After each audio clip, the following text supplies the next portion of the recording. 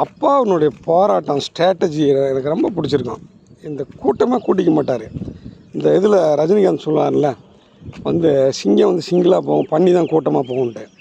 இப்போ இருக்கிறவங்கெல்லாம் பன்னிகள் மாதிரி தான், மொத்தமாக உட்காந்து பேசுவானுங்க, இல்லை எவனையாவது ஏதாவது பண்ணுவானுங்க. ஆனால் அப்பா அப்படி இல்லை, தனியாக போராடுவார். அதுக்கு ஒரு ஸ்ட்ராட்டஜி ஃபார்ம் பண்ணி அதை ஒரு காரியத்தை எடுத்தாருன்னா ஜெயிச்சுருவார். இவ்வளோக்கும் ஒரு படிப்பறிவெல்லாம் இல்லை, ஆனால் பல வேலையில் அவர் அந்த மாதிரி இந்த திருமண விஷயங்கள், நிறைய திருமணங்களை முடிக்க முடியாத திருமணங்கள்லாம் முடித்து வச்சுருக்காரு. அதெல்லாம் பார்க்குறப்ப நமக்கு ரொம்ப சிலிர்க்கும்.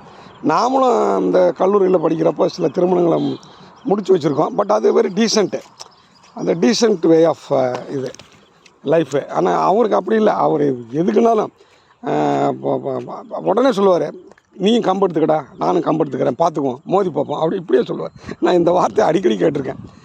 நீ கம்பு எடுத்துக்கிறியா அப்படிம்பாரு, மோதி பார்ப்போமா அப்படிம்பாரு. முரட்டுத்தனமாக ஒரு வாரம் டகார்னு பேசிடுவார். அப்போ எதிரியை அந்த மாதிரி சொல்லி தான் டக்குன்னு அடக்குவார். அவரை இல்லைன்னாக்கா இன்னொன்று பண்ணுவார். சில நேரம் டக்குன்னு கை நீட்டிடுவார். கை நீட்டி அடிச்சுட்டு தான் பேசுகிறது. அந்த மாதிரி இருக்கும். அதெல்லாம் வேணாம்ப்பா அப்படின்னு சொல்லுவேன். நான் விவரமான பிறகு அதை சொல்லி கொஞ்சம் அதை குறைச்சிக்கிட்டார். அதை